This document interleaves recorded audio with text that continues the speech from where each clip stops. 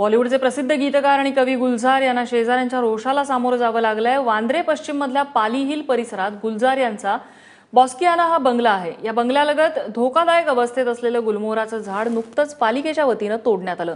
गेली 3 दशकं दिमाखात उभं असलेलं हे झाड गेल्या 3 वर्षांपासून हळूहळू रस्त्याच्या दिशेला झुकत चाललं होतं। काही दिवसांपूर्वी या झाडाच्या मुळाशी असलेल्या चौथऱ्याला तडे गेले, त्यामुळे गुलजारांच्या वतीनं अपघात टाळण्यासाठी ताबडतोब झाड पाडण्यात आलं। मात्र पाली हिल रहिवासी संघटनेला गुलजार यांची ही कृती फारशी पटलेली नाहीये। त्यांनी याबाबतची माहिती न देण्यात आल्यामुळे यांनी नाराजी व्यक्त केलेली आहे।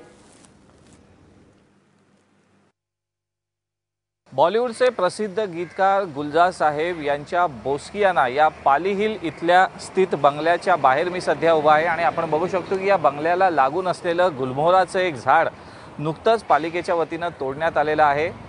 या झाडाच्या तोडण्याला बँड्रा पाली हिल रेसिडेंट असोसिएशनच्या वतीनं मात्र नाराजी व्यक्त करण्यात येते। ही नाराजी यासाठी की या असोसिएशनचं म्हणणं आहे की गुलजार साहेबांनी त्यांना विश्वासात न घेता किंवा त्यांना कुठल्याही प्रकारची आगामी याबद्दलची माहिती न देता पालिकेतर्फे हे झाड तोडलं गेलेलं आहे। तर दुसरीकडे गुलजार साहेबांच्या वतीनं स्पष्ट करण्यात आलं आहे की 30 वर्षांपूर्वी त्यांनीच हे झाड इथं लावलं होतं, मात्र जीर्ण झाल्यामुळं हे झाड रस्त्याच्या बाजूला झुकलं होतं। अतिशय धोकादायक अवस्थेत हे झाड होतं। कधीही हे झाड पडलं असतं जर एखादा जोरदार वारा किंवा पाऊस आला असता। त्यामुळे त्यांनी पालिकेला विनंती करून हे झाड तोडण्यास सांगितलं।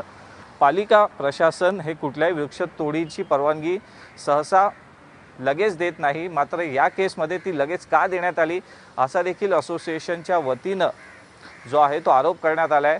असोसिएशनच्या वतीनं कुणी कॅमेऱ्यासमोर येऊन बोलण्यास तयार नाही आहे। गुलजार साहेबांच्या वतीनंही कुणी पुढे येत नाही आहे। मात्र जी संपूर्ण माहिती उपलब्ध आहे त्यावरून गुलजार साहेबांनी एक कर्तव्यदक्ष नागरिक या नात्यानं अपघात टाळण्यासाठी त्यांच्या घराबाहेरचं झाड तोडण्याची विनंती केली होती आणि पालिकेनं ती लागलीच मान्य करून हे झाड जे आहे ते तोडलेलं आहे। कॅमेरामन नारायण समेराणे, ABP माझा, मुंबई।